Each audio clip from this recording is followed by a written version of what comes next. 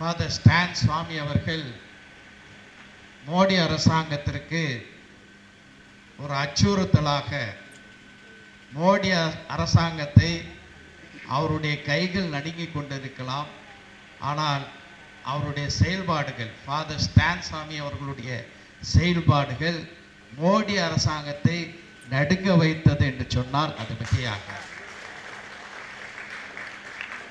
அவருடைய கைதினுடைய பின்னணி என்ன, அதை நான் சொல்வதை விட அவரே ஒரு கடிதத்தில் எழுதியிருக்கின்றார். அவர் கைது செய்யப்படுவதற்கு சில நாட்களுக்கு முன்பு அவர் ஒரு காணொளி வெளியிட்டார். அந்த காணொளி அக்டோபர் 6, 2020 பதிவு செய்யப்பட்டது. அதற்கு 2 நாட்கள் கழித்து தான் அவர் கைது செய்யப்பட்டார். அந்த காணொளியில் அவர் சொல்கிறார், they want to put me out of the way அப்படின்னு சொல்கிறார்.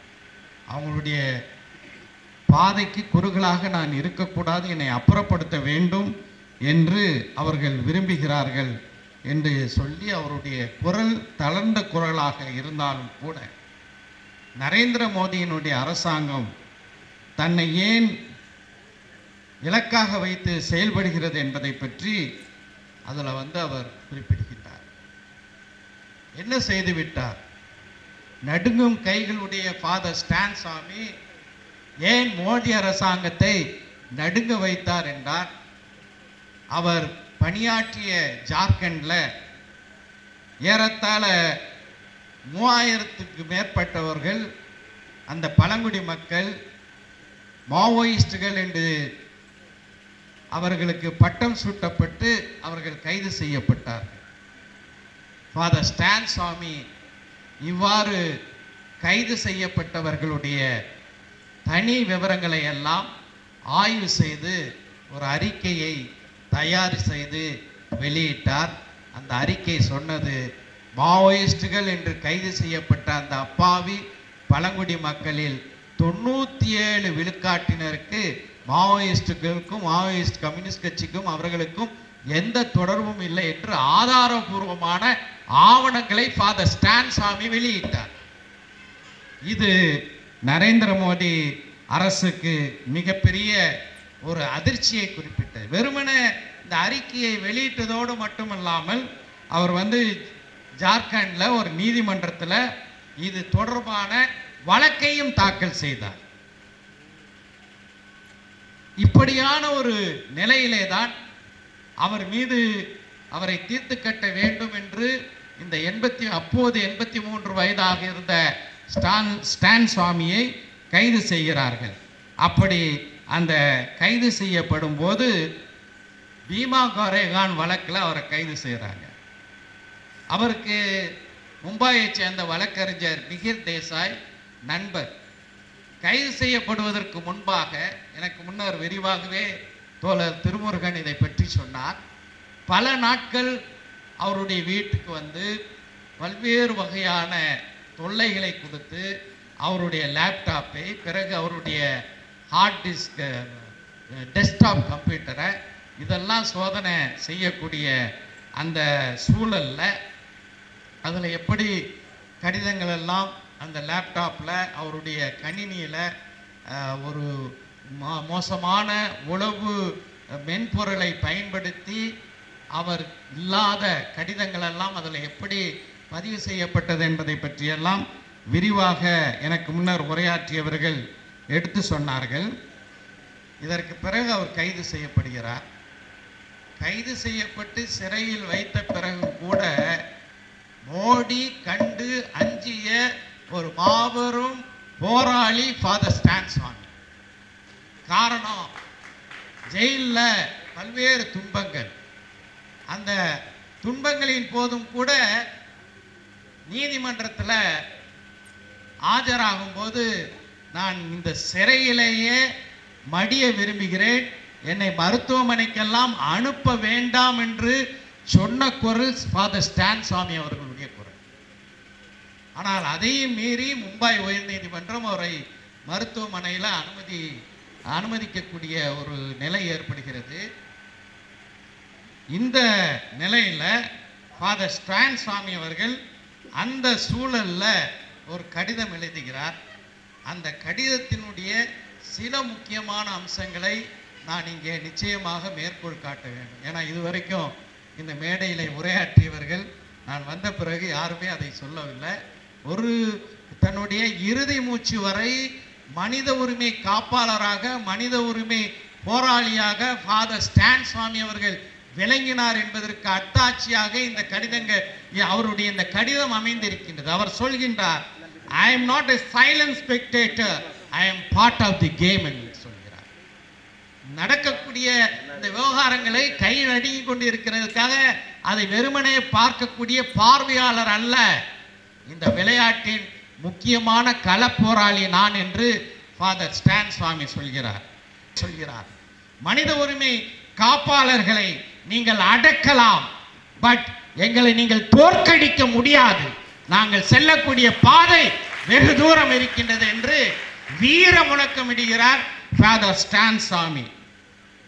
ஜார்க்கண்ட்ல எந்த பழங்குடி மக்களுக்காக பாடுபட்டார்களோ அந்த பழங்குடி மக்களை எல்லாம் அரசு கபலீகரம் செய்து கார்ப்பரேட் நிறுவனங்களுக்கு ஒப்படைப்பதை அந்த சிறைப்பட்ட காலத்திலும் கூட, நீண்ட நாள் சிறையில் இருந்த போதும் கூட அப்போதும் துணிச்சலாக இந்த கார்ப்பரேட் பொருள் பெருமுதலாளித்துவத்துக்கு எதிராக முழங்குகிறார். தோண்டக்கூடிய ஒவ்வொரு சுரங்கமும் பசுமையான காடுகளை மட்டுமல்ல, வளமான பூமியை மட்டுமல்ல, தண்ணீர் தேங்கக்கூடிய குளங்களை மட்டுமல்ல, நீங்கள் ஒரு முழு கிராமத்தையும் ஒவ்வொரு சுரங்கத்தை தோண்டும் போதும் அழிக்கின்றீர்கள் என்று முழங்குகிறார் ஃபாதர் ஸ்டான் சாமி. ஆதிவாசிகளுடைய உரிமைகளை பாதுகாப்பதற்காக நான் குரல் கொடுப்பதற்காக என்னை இந்த அரசாங்கம் தேச துரோகி என்று சொல்கிறது. அவ்வாறே சொல்லட்டும், எனக்கு கவலை இல்லை என்கின்றார் ஃபாதர் ஸ்டான் சுவாமி. இத்தகைய ஒரு போராளியை தான் நாம் இங்கே நினைவு கூறுகின்றோம். அவர் அன்று சொன்னது, we live in a country where law and order agencies neither follow the provisions of the constitution nor the judgments of the Supreme Court. PESA Act is only a tip of an iceberg என்று சொல்கிறார். இந்த நாட்டில் சட்டம் ஒழுங்கை பேணக்கூடிய காவல்துறையும் அதே போல இந்த நாட்டினுடைய அரசும் அரசமைப்பு சட்டத்தினுடைய விதிமுறைகளையோ உச்ச நீதிமன்றத்தினுடைய தீர்ப்புகளையோ மதிப்பதில்லை என்று சொல்கின்றார். இங்க சொல்லக்கூடிய இந்த வார்த்தை மிக முக்கியமானது. இந்த அரசு போராளி ஸ்டான் சாமி சொல்கிறார், அரசமைப்பு சட்டத்தை மதிப்பதில்லை என்று. நேற்று ஒரு பெரிய ஜோக் என்னன்னா, ஜூலை 25 அரசமைப்பு சட்டம் படுகொலை செய்த நாள் என்று இனி ஒவ்வொரு ஆண்டும் அனுஷ்டிக்க போகிறோம் என்று இந்த மோடி அரசு அறிவித்திருக்கிறது. இது சாத்தான் வேதம் ஓதுகிறது என்று சொல்வதை விட வேற என்ன சொல்ல முடியும்? அரசமைப்பு சட்டத்தினுடைய ஒவ்வொரு விளிம்பியங்களையும் அன்றாடம் ஒவ்வொரு நிமிடமும் படுகொலை செய்யக்கூடிய மோடி ஆட்சிக்கு காங்கிரஸ் கட்சியை பார்த்து அவர்கள் எமர்ஜென்சியை கொண்டு வந்தார்கள், அவசர நிலையை கொண்டு வந்தார்கள் என்பது உண்மை. அந்த அவசர நிலையில இந்த நாட்டினுடைய மனித உரிமைக்காக போராடியவர்கள், அரசியல் கட்சி தலைவர்கள் அனைவரும் கைது செய்யப்பட்டார்கள் என்பது உண்மை. ஆனால் அந்த எமர்ஜென்சியை, அந்த அவசர நிலையை திரும்ப பெற்றதோடு மட்டுமல்லாமல் அதற்காக பொது மன்னிப்பு கேட்ட கட்சி காங்கிரஸ் கட்சி. ஆனா நீங்க என்ன பண்ணிருக்கீங்க? நாங்க அரசமைப்பு சட்டம் பாதுகாப்பு நாள்னு சொல்லிட்டு ஒரு 84 வயது சமூக சேவகரை சிறையில் அடைத்து அவருக்கு தேவையான பேசிக் ரைட்ஸ், அடிப்படை உரிமைகளை எல்லாம் மறுத்து, அதை பற்றி எனக்கு முன்னர் உரையாற்றியவர்கள் விரிவாகவே பேசிவிட்டார்கள். இவ்வளவையும் அடித்து நொறுக்கி அரசமைப்பு சட்டம் தந்திருக்கின்ற ஃப்ரீடம் ஆஃப் ஸ்பீச், பேச்சு உரிமை, கருத்துரிமை, ஒன்று சேரக்கூடிய உரிமை எல்லாவற்றையுமே சிதைக்கக்கூடிய புதிய 3 கிரிமினல் சட்டங்களையும், அது சமஸ்கிருதம் பேர்ல 3 புதிய கிரிமினல் சட்டங்களை அரசமைப்பு சட்டம் என்ன சொல்லுது? இது போன்ற குற்றவியல் சட்டங்களை நிறைவேற்ற வேண்டும் என்றால் it is in the concurrent list of the constitution. அரசமைப்பு சட்டத்தினுடைய ஒத்திசை பட்டியலில் இருக்கின்றது. மாநிலங்களோடு கலந்து பேசியிருக்க வேண்டும், ஆலோசித்திருக்க வேண்டும். வெறும் 24 நாட்கள் நாடாளுமன்றத்தில் உறுப்பினர்களை எல்லாம், எதிர்க்கட்சி உறுப்பினர்களை எல்லாம் சஸ்பெண்ட் செய்துவிட்டு, இடைநீக்கம் செய்துவிட்டு இந்த சட்டத்தை ஏற்றி அந்த சட்டம் பற்றிய எந்த விவாதமும் இல்லாமல் 3 கிரிமினல் சட்டங்களை நடைமுறைக்கு கொண்டு வந்து அரசமைப்பு சட்டத்தை குழி தோண்டி புதைத்த பாஜகவுக்கு ஜூலை 25 கான்ஸ்டிடியூஷன், அதாவது அரசமைப்பு சட்டம் படுகொலை நாள் என்று அனுஷ்டிக்கவும் என்று சொல்வதற்கு எந்தவித அருகதையும் யோகியதையும் தகுதியும் அறவே இல்லை என்பதுதான் யதார்த்தமான உண்மையாக இருக்கின்றது. இங்கே எனக்கு வைத்த வேண்டுகோள், மனித உரிமை காப்பாளர் அங்கீகாரம் மற்றும் பாதுகாப்பு சட்டம் 2024 ஒரு சட்ட முன்வரைவை தயாரித்து தந்திருக்கிறார்கள். தமிழ்நாடு சட்டமன்ற பேரவையில் இது போன்ற ஒரு சட்டம் தமிழ்நாடு அரசு ஏற்றி, திராவிட முன்னேற்ற கழக அரசு ஏற்றி இந்தியாவுக்கே முன்மாதிரியாக இருக்க வேண்டும் என்ற கோரிக்கையை நிச்சயமாக மனிதநேய மக்கள் கட்சியின் சார்பாக வலியுறுத்துவேன் என்று சொல்லி இந்த நல்ல வாய்ப்புக்காக நன்றி தெரிவித்து விடைபெறுகிறேன். மனித உரிமை காப்பாளர்களை போற்றி பிரயோஜனம் கிடையாது. மனித உரிமை காப்பாளர்களை பாதுகாக்க வேண்டிய அவசியம் இருக்கு. அந்த பாதுகாப்பு என்பது சட்டபூர்வமாக நீதிமன்றத்தின் முன் கிடைக்கக்கூடிய பாதுகாப்பாக இருக்க வேண்டும். நான் மதுரையை சார்ந்தவன். என்னுடைய காவல்துறை தல்லாகுளம் காவல் நிலையமாக இருக்கு. ஹென்றி என்ற ஒரு மனித உரிமை காப்பாளருக்கு பிரச்சனை ஏற்பட்டால் ஹென்றி என்ற மனித உரிமை காப்பாளரை பாதுகாக்க வேண்டிய முறையான நடவடிக்கைகள் எப்படி எடுக்க வேண்டும், அது ஜுடிஷியல் மேஜிஸ்ட்ரேட் தல்லாகுளம் காவல் நிலைய எல்கைக்குள் இருக்கக்கூடிய ஹென்றிக்கு எந்த ஜுடிஷியல் மேஜிஸ்ட்ரேட் பொறுப்பாக இருக்கிறார்களோ அந்த நீதிமன்றத்தில் 15 நாட்களுக்குள் அவருக்கு வெவ்வேறு விதமான பாதுகாப்பு வழிமுறைகளை நீதிமன்றம் கொடுக்கக்கூடிய ஒரு ஆணையாக இருக்க வேண்டும் என்பது இந்த வரைவில் நாங்கள் முன்வைத்திருக்கிறோம். ஆகவே இது ஏதோ நம்ம பேசிட்டு போற சமாச்சாரமாக இருந்து பிரயோஜனம் இல்லை. இது நிலைநாட்ட வேண்டும் என்றால் இது சட்டமன்றத்தில் தமிழகத்தில் அனைத்து கட்சிகளும் கொண்டு வருவதற்கு நீங்கள் முயற்சி எடுக்க வேண்டும் என்பதை மனித உரிமை காப்பாளர் கூட்டமைப்பின் சார்பாக மிக பணிவுடன் முன்வைக்க விரும்புகிறேன். இரண்டாவது இதில் இருக்கக்கூடிய முக்கியமான பாகம் என்னவென்றால், தேசிய ரீதியில் மனித உரிமை காப்பாளருடைய ஃபோக்கல் பாயிண்ட் என்று ஒரு யூனிட் ஒவ்வொரு தேசிய மனித உரிமை ஆணையத்திலும் இருக்க வேண்டும். மற்ற மாநிலங்களை விட்டுவிடுவோம். தமிழகத்தில் இருக்கக்கூடிய SHRC-ல கண்டிப்பாக மனித உரிமை காப்பாளர்களை பாதுகாக்கின்ற ஒரு யூனிட்டை உருவாக்குகின்ற புதிதாக ஜஸ்டிஸ் மணிக்குமார் அவர்கள் பொறுப்பேற்றிருக்கிறார். அவரிடமும் இதை கொண்டு போய் அவரிடமும் கொடுப்போம். தமிழக அரசு அதை வலியுறுத்துகின்ற ஒரு அரசாக, முன்மாதிரியான அரசாக, வேற எந்த மாநிலத்திலும் இல்லாத ஒரு மனித உரிமை protection unit within the state human rights commission கொண்டு வருவதற்கு முயற்சி செய்ய வேண்டும் என்ற இரண்டாவது விஷயத்தை வைத்து, மூன்றாவது மனித உரிமை பாதுகாவலர்களை பாதுகாக்க வேண்டும் என்றால் இது அரசுகள், எந்த அரசா இருந்தாலும் அரசுகள்கிட்ட இந்த பொறுப்பை விட்டுவிட முடியாது. ஒதுக்கி நிதி ஒதுக்கீடு என்பது அரசுகளுடைய நிதி ஒதுக்கீடாக இருக்க வேண்டும். ஆனால் அதை அரசு சாரா அமைப்புகளிடம் இந்த பொறுப்புகளை கொடுத்து பாதிக்கப்படுகின்ற மனித உரிமை காப்பாளர் யாரா இருந்தாலும் சரி, அவர்கள் ஏதோ காவல்துறைக்கு எதிராக பணி செய்பவர்களாக நான் பார்க்கவில்லை. தொழிற்சங்கவாதியும் மனித உரிமை காப்பாளர் என்று மறந்து விடாதீர்கள். ஒரு மாணவர் இயக்கத்துடைய தலைவரும் மனித உரிமை காப்பாளர் என்று மறந்துவிட வேண்டாம். ஒரு விவசாய தலைவரும் மனித உரிமை காப்பாளர் என்று மறந்துவிட வேண்டாம்.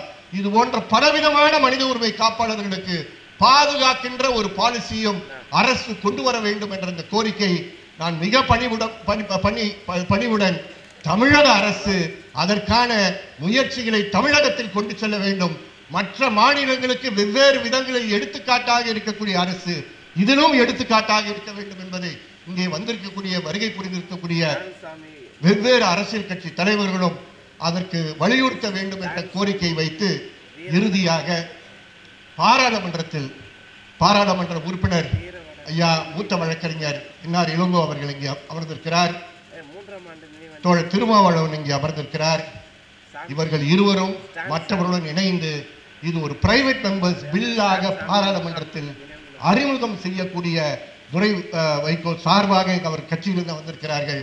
பிரைவேட் மெம்பர்ஸ் பில்லாக இது வர வேண்டும். அதுதான் நாம் ஸ்டான் சுவாமிக்கு தமிழக மண்ணிலிருந்து செய்யக்கூடிய ஒரு சரியான வீரவணக்கமாக இருக்கும் என்பதை இந்த நேரத்தில் நான் வலியுறுத்தி, மனித உரிமை காப்பாளர்கள் தொடர்ந்து ஒன்று சேர்ந்து அரசியல் கட்சிகள் இருக்கக்கூடிய அனைவரும் என்ன வித்தியாசங்கள் இருந்தாலும் சரி அந்த வித்தியாசங்களை தூக்கி எறிந்துதான் மனித உரிமை காப்பாளர்களை நாம் பாதுகாக்க வேண்டும் என்று கூறி, உங்கள் கையில் என்ட்ரன்ஸ்ல வரும்போதே உங்களுக்கு ஒரு ஆப்பை டவுன்லோட் பண்ண சொல்லியிருப்பாங்க. நிறைய பேர் சங்கடப்பட்டிருப்பீங்க. எனக்கு தெரிந்து பல மனித உரிமை காப்பாளர்கள் பாதிக்கப்பட்ட அந்த நிமிடத்தில் உதவி செய்வதற்கு ஆள் இல்லை என்று பலர் எங்களிடம் கூறியதின் காரணமாக தான் HRDA ஆப் என்ற அந்த ஆப்பை நாங்கள் உருவாக்கி அனைவரிடமும் பரவலாக கொடுத்துக் கொண்டிருக்கிறோம். அது ஏதோ ஆங்கிலத்தில் இருக்கக்கூடிய ஆப் என்று நினைக்க வேண்டாம். அதில் 10 மொழிகளில் அது பயன்படுத்தலாம், வெவ்வேறு மாநிலங்களில் பயன்படுத்தலாம். எந்த மனித உரிமை காப்பாளருக்கு பிரச்சனை ஏற்பட்டிருக்கோ அந்த ஆப்பை நீங்கள் அணுகலாம். அந்த ஆப்பில் இருக்கக்கூடிய டெலிபோன் நம்பரை நீங்கள் அணுகலாம். சித்திரவதையால் பாதிக்கப்பட்டவர் யார் இருந்தாலும் சரி அந்த ஆப்பில் இருக்கக்கூடிய எண்ணுக்கு நீங்கள் தொடர்பு கொள்ளுங்கள் என்று கூறி, மனித உரிமை காப்பாளர் கூட்டமைப்பு பல இயக்கங்களில் இருக்கக்கூடியவரை அடங்கிய ஒரு அமைப்பு என்பதை இந்த நேரத்தில் கூறி, வந்திருக்கக்கூடிய அனைத்து அரசியல் கட்சி தலைவர்களுக்கும் எங்கள் கோரிக்கையை முன்வைத்து தாழ்வுடன் விடைபெறுகிறேன். நன்றி, வணக்கம். நெருக்கடிகளை கால கொடுமைகளை பார்த்திருக்கிறோம். பார்க்க முடியாதவர்கள் கேள்விப்பட்டிருப்போம். அது அறிவிக்கப்பட்ட நெருக்கடிகளை 10 ஆண்டுகளாக இந்த நாட்டிலே ஒரு அறிவிக்கப்படாத நெருக்கடிகளை இருந்தது, இன்றைக்கும் தொடர்கிறது. இந்த நெருக்கடி நிலைக்காலத்தினுடைய கொடுங்கோன்மையின் ஒரு கருவிதான் இந்த ஊப்பா என்கிற சட்டம். ஊப்பா சட்டம் 67 இயற்றப்பட்டது. அந்த காலத்தில் இதற்கு பிரிவினை தடை சட்டம் என்று பெயர்.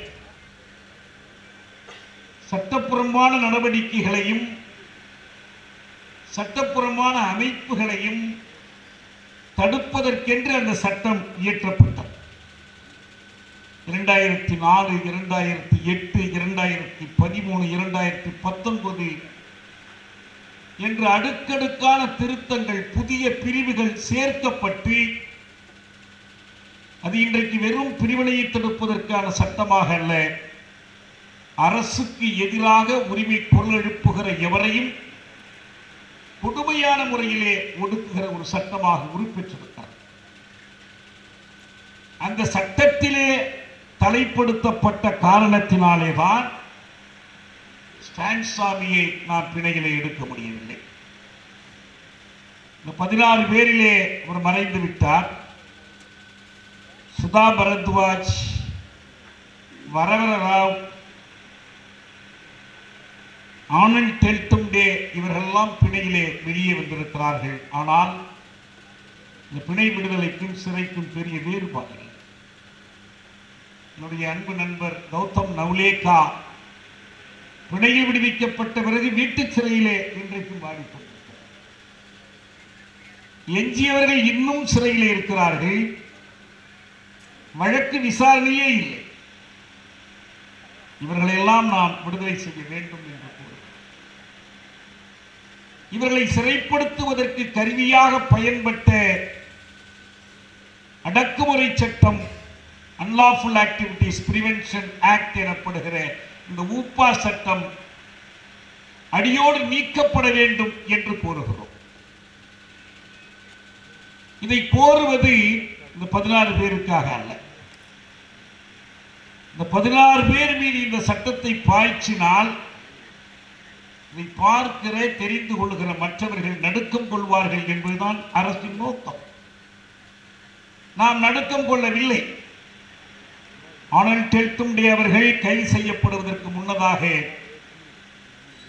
சென்னையிலே ஒரு கூட்டத்திலே பேசினார். நானும் அந்த கூட்டத்திலே பேசினேன். என்னுடைய பேச்சை நான் தமிழாக்கம் செய்தேன்.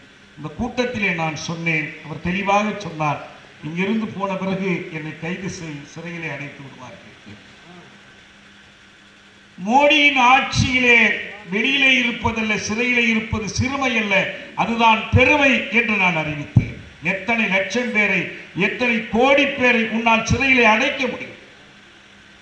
ஊப்பா சட்டத்திற்கும் பீமா கொரேகானுக்கும் நாம் தருகிற விடை ஊப்பாவை போல் 10 மடங்கு கொடிய சட்டம் வந்தாலும் 16 பேர் அல்ல 16 லட்சம் பேரை சிறையிலே அடைத்தாலும் இந்த அடக்குமுறையை நாங்கள் எதிர்ப்போம், பாய்ச்சத்தை வீழ்த்தும் வரை ஓய மாட்டோம், சிறை செல்ல அஞ்ச மாட்டோம் என்று சிறையச்சம் நீங்குகிற மக்களாக நாம் மாறுவதுதான் இவர்களுக்கு சரியானது. நண்பர்களே, இந்த ஊப்பா சட்டத்திற்கும்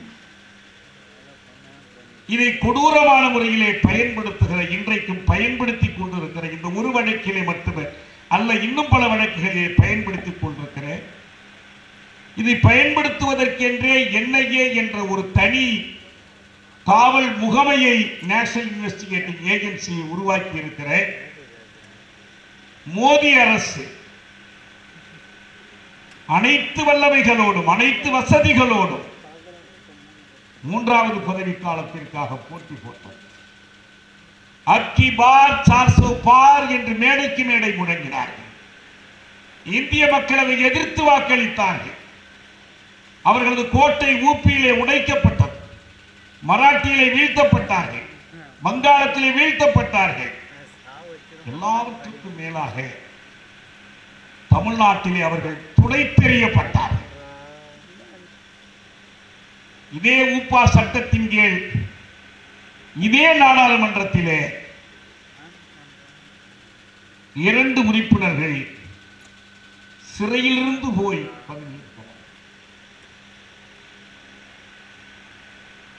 திகார் சிறையில் இருக்கிற இன்ஜினியர் ஷேக் அப்துல் ரஷீதுக்கு 4 மணி நேர விடுப்பு.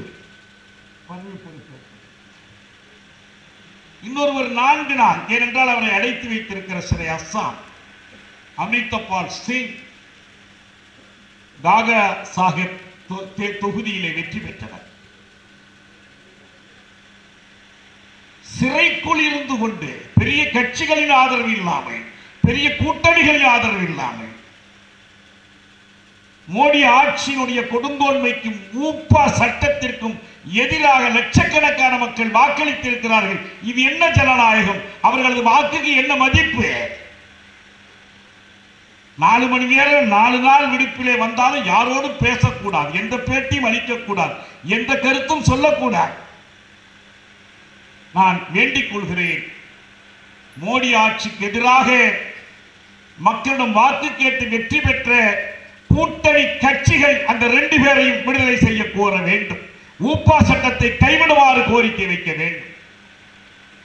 அமிர்தபால் சிங்கும் இன்ஜினியர் ரஷீதும் நாடாளுமன்றத்திலே சுதந்திரமாக வந்து பேசுவதற்கும் வாக்களிப்பதற்குமான உரிமையை கோரி போராட வேண்டும்.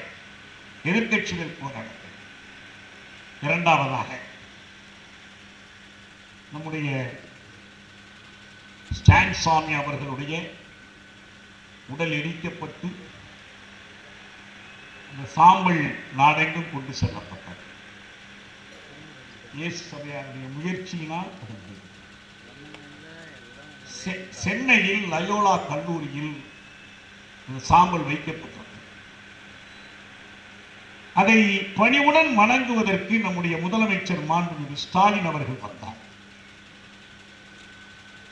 அவர் அதனை வணங்கினார். ஸ்டான் சாமிக்கு அவர் மரியாதை செலுத்திய முறை, அந்த மரியாதையின் பெயராலே கோட்டுக் கொள்கிறோம், தமிழ்நாட்டிலே ஊப்பா சட்டத்தை நீங்கள் அனுமதிக்காதீர்கள். NIAவுக்கு தமிழ்நாட்டிலே இடம் கொடுக்காதீர்கள். தமிழ்நாட்டில் NIA அலுவலகங்களை இழுத்து மூடுங்கள். எல்லாவற்றுக்கும் மேலாக இந்திய அரசு, மோடி அரசு தான் ஊப்பா சட்டத்தை பயன்படுத்துகிறது என்றால் தமிழக அரசு பயன்படுத்துகிறது. இது என்ன கொடுமை? இது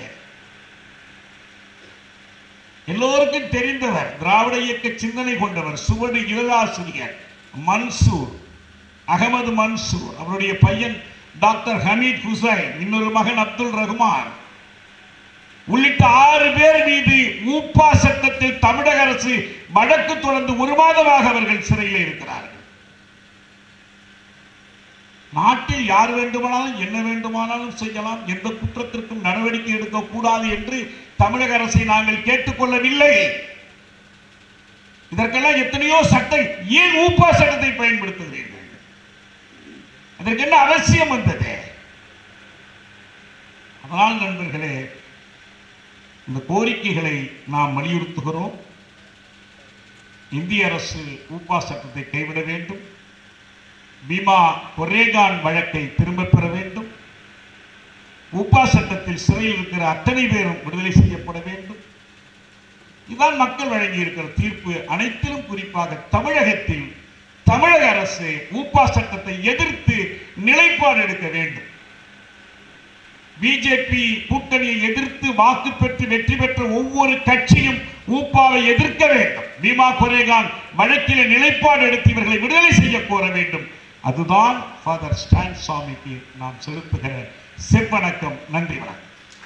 இது இவர்களெல்லாம் கைது செய்யப்பட்டார்களே, இவர்கள் யாரும் நாட்டை பிளவுபடுத்துகின்ற கருத்துக்களை சொன்னவர்கள் அல்ல. ஆனால் யார் கைது செய்யப்பட்டிருக்க வேண்டும் என்று சொன்னால், நண்பர்களே நன்றாக யோசித்து பாருங்கள். தேசத்தை துண்டாட வேண்டும் என்கின்ற ஒரு எண்ணத்தோடு, மதவேத சுவிசேஷத்தை பரப்ப வேண்டும் என்கின்ற வெறியோடு தேர்தல் காலங்களில் என்னென்ன பேசினார்கள் நன்றாக பாருங்கள். அவர்கள் பேசிய 2-3 பாயிண்ட்டுகள் மட்டும் சொல்லிட்டு கிளம்புறேன். இந்துக்களும் கிறிஸ்தவர்களும் முஸ்லிம்களும் தாயும் பிள்ளையுமாக வாழும் இந்த தேசத்திலே என்ன பேசினார் என்றால், இந்து பெண்களே, முஸ்லிம்களின் ஆதாயத்திற்காக உங்கள் தாலி பறிக்கப்படுகிறது என்று சொன்னவர் யார்? உங்களுக்கெல்லாம் தெரியும்.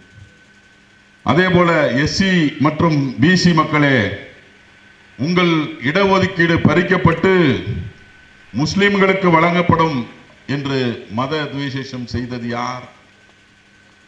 தேர்தல் காலங்களிலே 2019 தேர்தலின் போது முஸ்லிம்கள் யாவரும் கரையான் போன்றவர்கள். பாஜக அரசு இவர்கள் ஒவ்வொருவரையும் பிடித்து வங்கக்கடலில் வீசுவோம் என்று பேசியது யார்? அவர்கள் கைது செய்யப்பட்டு உள்ளே இருக்க வேண்டுமே ஒழிய, இந்த சமூகத்தை நேசிக்கின்ற மக்கள், இந்த சமூகத்திலே அடித்தட்டு மக்களும் இந்த நாட்டிலே என்ன நடக்கிறது என்பதை புரிந்து கொள்ளுகின்ற வகையிலே பாடலையும் கவிதையையும் தன்னுடைய எழுத்துக்களால் தன்னுடைய பேச்சு திறமையால் பரப்பி வந்த சமூக செயற்பாட்டாளர்கள் எல்லாம் முடக்கப்பட்டு இன்று சிறையிலே வாடிக்கொண்டிருக்கின்ற நிலைமை இன்றைக்கு நடந்து கொண்டிருக்கிறது. ஸ்டேன் சுவாமி அவர்களுடைய நினைவு நாளில் ஏன் மேற்படி கோரிக்கைகளை எல்லாம் வைத்து நாம் உறுதிமொழி ஏற்க வேண்டும் என்பதற்கான காரணத்தை அறிய வேண்டும் என்றால், சமூக செயற்பாட்டாளர்கள் ஒரு சில ஆண்டுகளுக்கு முன்பாக ஒன்றிய அரசாங்கத்தால் எப்படி ஒடுக்கப்பட்டார்கள் என்பதை நாம் இங்கு அறிந்து கொள்ள வேண்டும். ஸ்டேன் சுவாமி கைது ஏன் என்பதை நாம் முழுமையாக அறிந்திருக்க வேண்டும். மகாராஷ்டிரா மாநிலம் பூனா மாவட்டத்திலே பீமா என்கின்ற ஆற்றின் கரையில் அமைந்த சிற்றூரின் பெயர்தான் கொரேகான் என்கின்ற ஒரு ஊர். 1818 ஆண்டு ஜனவரி 1ஆம் தேதி பீமா கொரேகான் ஆங்கில தாழ்த்தப்பட்ட படைப்பிரிவினருக்கும் பேஷ்வா என்கின்ற சித்பவன் பார்ப்பனத்தை சார்ந்த படைப்பிரிவினருக்கும் நடந்த போரிலே பார்ப்பனர்கள் தாழ்த்தப்பட்ட படைப்பிரிவுகளை வெற்றி கொண்டார்கள். தாழ்த்தப்பட்ட படைப்பிரிவு தான் வெற்றி கொள்கிறது. யார? இந்த பார்ப்பனத்தை எதிர்த்து. இந்த வீர போரின் நினைவாக பீமா கொரேகானிலே வெற்றி தூண் ஒன்று நிறுவப்படுகிறது. இந்த தூணினுடைய இந்த வெற்றியினுடைய 200வது ஆண்டினுடைய கொண்டாடுகின்ற வகையில் 2017ஆம் ஆண்டு டிசம்பர் மாதம் 1ஆம் தேதி எல்கர் பரிஷத் என்கின்ற அமைப்பு மாநாடு ஒன்றை ஏற்பாடு செய்கிறது. இந்த மாநாட்டிலே லட்சக்கணக்கான மக்கள் கலந்து கொள்கிறார்கள். மாநாட்டில் கலந்து கொண்ட தலித் மற்றும் இடதுசாரி சமூக செயற்பாட்டாளர்கள் பீமா கொரேகான் போரில் தாழ்த்தப்பட்ட மக்கள் பார்ப்பன பேஷ்வாக்களை எப்படி அடித்து விரட்டியதை போல மோடியினுடைய பார்ப்பன பாசிசத்திற்கு எதிராக போராட வேண்டும் என்று குரல் கொடுக்கிறார்கள். இதனை பொறுத்து கொள்ளாத மோடியினுடைய அந்த காவி கும்பல் தான் பீமாகரகரான் போரின் நினைவு நாளை கொண்டாட வந்த சிறுவர்களையும் பெண்களையும் அவர்கள் மீது கொடூர தாக்குதல் நடத்தி கொண்டிருக்கின்றார்கள். காவி கயவர்களுடைய இந்த கொலைவெறி தாக்குதலில் அங்கே 2 பேர் இறந்து போனார்கள். இதுதான் பீமா கரகரனுடைய வழக்கினுடைய தொடக்கம். இதுதான் பேஸ், ஆரம்பமே. உடனே மகாராஷ்டிராவினுடைய பிஜேபி ஆளுகின்ற அந்த மாநிலத்தினுடைய போலீஸ் என்ன பண்ணுதுன்னா, என்ன அந்த கூட்டம் நடந்தது பிரதமர் மோடியை கொல்ல வேண்டும் என்பதற்காக அந்த கூட்டம் நடத்தப்பட்டதாக, இதற்கு இந்த சமூக செயற்பாட்டாளர்களாம் சேர்ந்து சதி செய்தார்கள் என்ற குற்றச்சாட்டை அவர்கள் மீது பரப்பி UAPA என்கின்ற ஊப்பா சட்டத்தை அவர்களை பல பேரை கைது செய்தது. அந்த கைது செய்ததில் அந்த NIPA என்கின்ற அந்த வழக்கை கையில் எடுத்த பிறகு இந்த மாநாட்டிற்கு தொடர்பில்லாத யாரெல்லாம் பழி வாங்க வேண்டும், ஒன்றிய அரசுக்கு எதிராக யாரெல்லாம் இருக்கிறார்கள் என்பதை பட்டியலிட்டு அவர்களை விரட்டி விரட்டி கைது செய்தது. அப்படி விரட்டி அவர்களை கைது செய்தவர்களில் ஒடுக்கப்பட்ட மக்களுக்காக போராடிய சுதா பரத்வாஜ் என்கின்ற ஒரு வழக்கறிஞர், அவரை கைது செய்தது. தனது எழுத்துக்களின் மூலமாக ஒடுக்கப்பட்ட மக்களுடைய உரிமைகளுக்காக குரல் கொடுத்த கௌதம் நாவல்கா என்கின்ற அவரையும் கைது செய்தது. இந்தியாவினுடைய ஓரங்கட்டப்பட்ட பெரும்பான்மை மக்களுக்காக எழுதி பாடலாக பாடி மக்களுக்கு அந்த சுதந்திர விதையை பரப்பி வந்த வீரராகவ கவிஞர் வரவர ராவ் என்கின்ற அவரையும் கைது செய்தது. அதுபோல ஆனந்த் தெல் தும்டே, பேராசிரியர் அனி பாபு, ஜார்க்கண்ட் பழங்குடியின மக்களுக்காக போராடி வந்த நம்முடைய 84 வயதான அருத்தந்தை ஃபாதர் ஸ்டேன் சாமி அவர்களை விரட்டி விரட்டி கைது செய்தது மகாராஷ்டிரா மாநில பிஜேபியை சார்ந்த போலீஸ். இதுதான் ஊப்பா சட்டத்திலே சட்டவிரோதமாக கைது செய்யப்பட்ட நாட்டினுடைய பெருமைக்குரிய செயற்பாட்டாளர்களையும் கல்வியாளர்களையும் விசாரணையின் போது, விசாரணைக்கு பிறகே சிறைவாசத்தின் போது அவர்கள் அனுபவித்த கொடுமைகள் சொல்லி மாளாது. 3 ஆண்டுகள் தொடர்ச்சியாக போராடியதன் விளைவாக பீமா கரகரன் வழக்கிலே கைது செய்யப்பட்டவர்களில் 1-2 பேருக்கு தான் பெயில் கிடைச்சிருக்கு, ஜாமீன் கிடைச்சிருக்கு. மற்ற எல்லாரும் இன்றைக்கும் இத்தனை பேரை வாசித்தல்ல, அத்தனை பேரும் இன்றைக்கும் சிறையிலே, அந்த UAPA சட்டத்தின் கீழே கைது செய்யப்பட்டவர்கள் இன்றைக்கும் சிறையிலே வாடிக்கொண்டிருக்கின்ற நிலைமை. இன்னும் சொல்ல போனால் இந்த பெயில் அப்ளிகேஷனை இன்னைக்கும் கோர்ட்ல பெண்டிங்கா தான் இருக்கு. என்னைக்கு வரும், எப்போது வரும் என்கின்ற சூழ்நிலை யாருக்கும் தெரியாத சூழ்நிலை தான். அவர்களுக்கு நாட்டிலே நடக்கின்றது என்ன என்ற நியூஸ் பேப்பர் கூட கிடையாது, புக்கு கூட வழங்கப்படுவதில்லை. அப்போ புக்கு கொடுத்தா கூட அவர்களுக்கு மூக்கு கண்ணாடி கொடுப்பதில்லை. ஏனென்றால் ஸ்டேன் சுவாமி சிறையில் இருந்த பொழுது அவருக்கு பார்க்கின்சன்ஸ் வியாதியிலே பாதிக்கப்பட்ட போது தண்ணீர் குடிக்க முடியாத சூழ்நிலை இருந்தபோது பக்கத்தில் இருந்த கைதி அவருக்கு ஸ்ட்ரா கொடுத்துட்டாருன்னு சொல்லி அவருக்கும் ஸ்ட்ரா இல்லை இவருக்கும் ஸ்ட்ரா இல்லை என்கின்ற கொடுமையை, ஆங்கிலேய கொடுமைகளை விட இந்த ஒன்றிய அரசு நடத்திய கொடுமைகள் அதிகம். மோடியினுடைய இந்த நாட்டினுடைய பெருமை மிக்கவர்களாக கருதப்படுகின்ற அத்தனை சமூக செயற்பாட்டாளர்கள் மீதும், எழுத்தாளர் அருந்ததியார் மீதும், காஷ்மீரை சேர்ந்த பேராசிரியர் ஷேக் ஹுசேன், ஏன் படித்துக் கொண்டிருந்த JNU கல்லூரி மாணவர்கள் மீதும் இந்த UAPA கொண்டு மோடி அரசு அவர்களை எல்லாம் சிறையில் அடைத்திருக்கின்ற சம்பவம் இந்த நாட்டிலே நடந்திருக்கிறது. நிச்சயமாக இதற்கெல்லாம் காரணம் என்னவென்று சொன்னால் வேறொன்றும் இல்லை. நான் மைனாரிட்டி அரசாங்கமாக இருந்தாலும் நான் பலவீனமானவன் அல்ல, பலமிக்கவன் என்பதை காட்டுவதற்காகவே ஒன்றிய அரசு இதையெல்லாம் செய்து கொண்டிருக்கின்ற நிலைமை.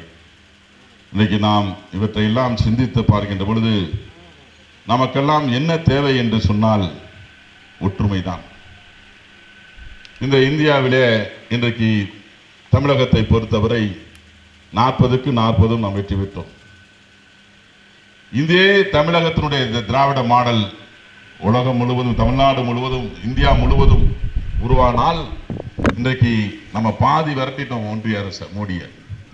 ஆனால் மீண்டும் இந்த சமூக செயற்பாட்டாளர்கள் எந்த விதத்திலும் சுணக்கம் காட்டாமல் நீங்கள் எல்லோரும் ஒன்று சேர்ந்து நாம் எல்லோரும் அவர்களுக்கு ஆதரவாக இருந்து இன்னும் வலிமைப்படுத்தினால்தான், இந்த ஒன்றிய அரசை நாம் விரட்டினால்தான் இந்த நாடு சுவிட்சமாகும், ஜனநாயகம் தலைக்கும். இந்தியாவிலே ஜனநாயகம் மீண்டும் வேண்டும் என்று சொன்னால், அதற்கான சூழ்நிலை உருவாக வேண்டும் என்று சொன்னால் ஒற்றுமை தான் முக்கியம், மக்களிடையே புரிதல் தான் முக்கியம். எனவே நிச்சயமாக இந்த ஊப்பா சட்டம் ரத்து செய்யப்பட வேண்டும். பீமாக்கரன் வழக்கு திரும்ப பெற வேண்டும். மனித உரிமை காப்பாளர்களுக்கான பாதுகாப்பு சட்டத்தை நாம் உருவாக்க வேண்டும். நிச்சயமாக நான் ஒன்று உறுதி கூறுகிறேன், சட்டமன்றத்திலே இதற்காக நாங்கள் குரல் கொடுப்போம். எங்கள் தலைவரப்படி மாண்புமிகு தமிழக முதல்வர் அண்ணன் தளபதி அவர்கள் நமக்கானவர், மறந்துவிட வேண்டாம். ஏனென்றால் நாங்கள் ஸ்டேன்சாமி அவர்கள் கைது செய்யப்பட்ட உடனே இந்த தமிழகத்திலே முதல் போராட்டம் நடத்தியது கிறிஸ்துவ நலன் இயக்கம் நாங்கள் தான். சாந்தோம் பள்ளியிலே எல்லோரையும் அரவணைத்து எல்லா சமூக செயற்பாட்டாளர்களையும் அழைத்து அன்றைக்கு பாராளுமன்ற உறுப்பினராக இருந்த கனிமொழி அவர்களையும் வரவழைத்து, அண்ணன் அனிப்பா வந்தார்ன்னு சொல்றார், அண்ணன் எல்லோரும் வந்தார்கள், அண்ணன் ஜவஹர்லால் அண்ணன் எல்லாரும் வந்தாங்க. எல்லோரும் வந்து அங்கு மிகப்பெரிய ஒரு கண்டனத்தை பதிவு செய்தோம். மாண்புமிகு தமிழக முதல்வர் அன்றைக்கு அவரிடம் போய், இப்படிப்பட்ட சமூக செயற்பாட்டாளரை, ஒரு அருட்தந்தையை, 84 வயது மூத்தவரை, பார்க்கின்சன்ஸ் வியாதியால் இருப்பவரை கைது செய்திருக்கிறார்கள், அநியாயமாக கைது செய்திருக்கிறார்கள், பழங்குடியின மக்களுக்காக கைது செய்திருக்கிறார்கள் என்று நாங்கள் சொன்னபோது அவர் கண்டன அறிக்கை வைத்தார். அது மட்டுமல்ல, அஸ்திக்கு அங்க எரிச்சு சாம்பலா கொடுத்திருக்காங்கன்னு, அது லோயலா கல்லூரியிலே வைத்திருக்கிறோம் என்று சொன்ன உடனே அவர் முதலமைச்சர் எதையும் பார்க்காமல் வந்து, ஒரு முதலமைச்சர், இந்த நாட்டிலே ஒரு முதலமைச்சர் அவரை கைது செய்து சிறையில் அடைத்து கொன்று விட்டார்கள். ஆனால் நமக்கான முதலமைச்சர் அண்ணன் தளபதி அவர்கள் இந்த நாட்டிலே இருந்து அன்றைக்கு அஸ்திக்கு வந்து மரியாதை செலுத்தினார். அது மட்டுமல்ல, சட்டமன்றத்தில் மிகப்பெரிய தலைவர்கள் இறந்தால் 2 நிமிடங்கள் எழுந்து நாங்கள் மரியாதை செலுத்துவோம். அந்த வகையில ஸ்டேன்சாமி அவர்களுக்கும் மரியாதை செலுத்தி வைத்தவர் தான் முதல்வர் அண்ணன் தளபதி அவர்கள். இப்படிப்பட்ட முதல்வர் இருக்கின்ற காலத்தில் போராடுவதற்கே என்றே பிறந்தவர் அண்ணன் ஹென்றி தீபன் அவர்கள் வைத்த கோரிக்கையை நிச்சயமாக முதல்வர் அவர்களிடத்தில் கொண்டு சென்று அதற்கான முயற்சியை எடுப்போம் என்று சொல்லி, நம்முடைய அருட்தந்தை ஸ்டேன்சாமி அவர்களுடைய புகழ் ஓங்க வேண்டும். அதே சமயத்திலே அவர் விட்டு சென்ற பணிகளை நாம் எல்லோரும் ஒன்றிணைந்து செயல்பட வேண்டும். நாம் எல்லோரும் இங்கே சிறு கூட்டமாக இருந்தாலும் டிசம்பர் 8ஆம் தேதி அவருடைய பிறந்த ஊரிலே அவருக்கான சிலையை வைக்கும் பொழுது நாடே ஸ்தம்பிக்கின்ற அளவிற்கு எல்லோரும் திரண்டு வந்து அவருக்கான புகழஞ்சலியை செலுத்துவோம். அப்போதுதான் இந்த பாசிச சக்திகளின் தலைவராக இருக்கக்கூடிய மோடி அவர்கள் திருந்துவார்கள், இல்லை என்றால் திருப்பி அனுப்பப்படுவார்கள் என்பதை தெரிவித்து இந்த வாய்ப்புக்கு நன்றி கூறி விடைபெறுகின்றேன். நன்றி, வணக்கம்.